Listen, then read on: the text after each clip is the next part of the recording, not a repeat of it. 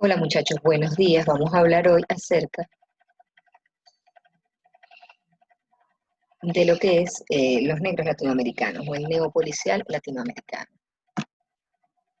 En este sentido, lo primero que podemos decir es que la novela negra latinoamericana se inicia tarde. Y se inicia tarde por una serie de circunstancias, entre las cuales, y yo creo que muy importantes, son las circunstancias políticas o los contextos políticos de cada uno de los países latinoamericanos. Aquí había gobiernos de índoles dictatoriales, muy autoritarios, que no permitieron que se desarrollara la sociedad y sobre todo que se desarrollaran las policías. Hablamos que el desarrollo de las policías a finales del siglo XVIII, en el siglo XIX y principios del XX de los países desarrollados o del mundo desarrollado fue uno de los elementos que influyeron en la creación del policial. Las policías latinoamericanas, a diferencia de estas policías que se desarrollan en estos países, son policías que generan automáticamente la desconfianza de sus pueblos, porque son policías represoras, no investigadoras de crímenes y delitos.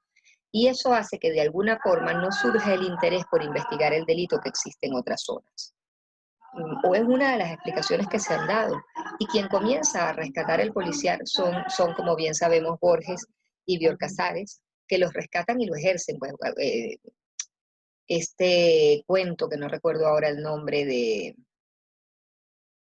El misterio del jardín de los senderos que se bifurcan, de alguna forma es medio policial, ¿no? Que escribe Borges. Y otros cuentos que escribe Borges que son súper interesantes y que tienen alguna reminiscencia policial. Por lo tanto, el policial realmente interesante es el llamado neopolicial, que surge basado, por supuesto, en la crítica social de la novela negra a partir de los años 70 y de los años 80 del siglo XX. Y a partir de allí surgen una serie de autores muy interesantes, de los cuales yo les voy a hablar de tres, que es los que a mí me parecen más interesantes de todos ellos. Uno de ellos ganador, vamos a compartir pantalla, uno de ellos ganador del premio Rómulo Gallegos, que es el premio más importante el que se da en literatura en Latinoamérica, que es Mempo Giardinelli. Mempo Giardinelli es un escritor argentino muy interesante y que escribe, que además de escribir literatura, esta es una característica que se da en los tres, hace crítica literaria. Los tres son grandes lectores de novela negra que hacen crítica literaria y que hablan de la novela negra en sí misma. Por tanto, el estilo de redacción de cualquiera de ellos tres es bastante depurado, es bastante más literatura que novela negra dura y pura y simple. De hecho, por eso es que los tres han ganado la cantidad de premios que han ganado y son escritores sumamente premiados y sumamente combativos también en el área ideológica. En el caso de Mempo Giardinelli, como defensor de la democracia, puesto que le tocó vivir las dictaduras de los años 70 en Argentina. En el caso de Paco Ignacio Taibo, como hijo de un emigrante de la dictadura de Franco en México, con ideales izquierdistas y muy de izquierda. Y en el caso de Leonardo Padura es más interesante aún, porque Leonardo Padura es cubano y vive en La Habana, y escribe en La Habana de la Revolución. Denme un minutito.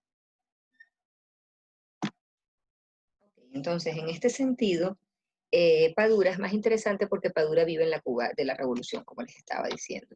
Vamos de nuevo a verlos a los tres y hablar un poquito de cómo son cada uno de ellos. Entonces, Mempo Giardinelli lucha a favor de la democracia en esta Argentina represora y no únicamente escribe novela negra, escribe otro tipo de literatura, es un escritor bastante prolífico, ganador del premio Rómulo Gallegos, crítico literario y escritura de crítica literaria. De hecho, él tiene todo un ensayo acerca de las pistas, se llama Tras las pistas de la novela negra, escrita y hablando acerca de la historia del género policial, del cambio de la novela de intriga a la novela negra, y por supuesto alabando, porque es un gran admirador de la literatura de los negros latinoamericanos, tanto de Dashiell Hammett como de Raymond Chandler, a quienes hemos leído. En ese sentido, hace una serie de ensayos. Por supuesto, es ilustre hijo de Borges. Recordemos que, como ya les dije, Borges y Bioy Casares son los primeros que comienzan a defender el género en Latinoamérica. En este sentido, este criminal latinoamericano se mezcla un poco, o en el estilo de escritura, con lo que es la escritura periodística, ¿no? Porque de alguna forma se comienza a narrar el crimen y cómo el crimen sucede y hablar acerca de él. Y es un poco el estilo de Mir. Si vamos a Paco Ignacio Taibo es hijo de un emigrante de la Guerra Civil Española, de un exiliado de la Guerra Civil Española, anarquista. Y eso se nota claramente en sus novelas está claramente definida la impronta ideológica, habla y cita las revoluciones mexicanas y las grandes protestas que terminaron en nada y que terminaron disolviéndose, porque aunque México era supuestamente una democracia, era una democracia de un solo partido, el PRI, durante mucho tiempo. Entonces, bueno, eso generó un Estado bastante fuerte o con características dictatoriales, aún siendo, como repito, considerado una democracia, que generó un montón de cambios y las revoluciones mexicanas han sido muy raras y difíciles de ver para todos nosotros.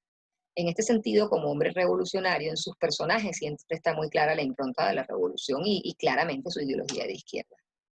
Claramente, como lo vemos en el Tatlock, ¿verdad? Donde todos ellos quieren cagarse en la madre y volver a los orígenes y volver al nacionalismo y a todas estas cosas que son de alguna forma ideas épicas de la izquierda latinoamericana. Y si alguno de ustedes leyó, creo que también les dejé un libro completo de Paco Ignacio Taibo, pues el libro es aún más divertido y tiene aún más reminiscencias. Me gusta muchísimo más el libro y la novela completa que el cuento, me parece mucho mejor logrado, pero además es un escritor que lucha por el género negro, es uno de los fundadores de la Semana Negra de Gijón, que es toda una semana dedicada, en España, por supuesto, a la investigación de la novela negra y que culmina con un premio que se da al mejor escritor de novela negra. Este, y además de haber sido uno de los fundadores, ha sido ganador del premio de la Semana Negra de Gijón y ha sido indudablemente un propulsor, perdón, de este tipo de literatura, además de un escritor. Y Leonardo Padura es interesantísimo, porque Leonardo Padura logra hacer crítica social dentro de Cuba y sigue viviendo allí.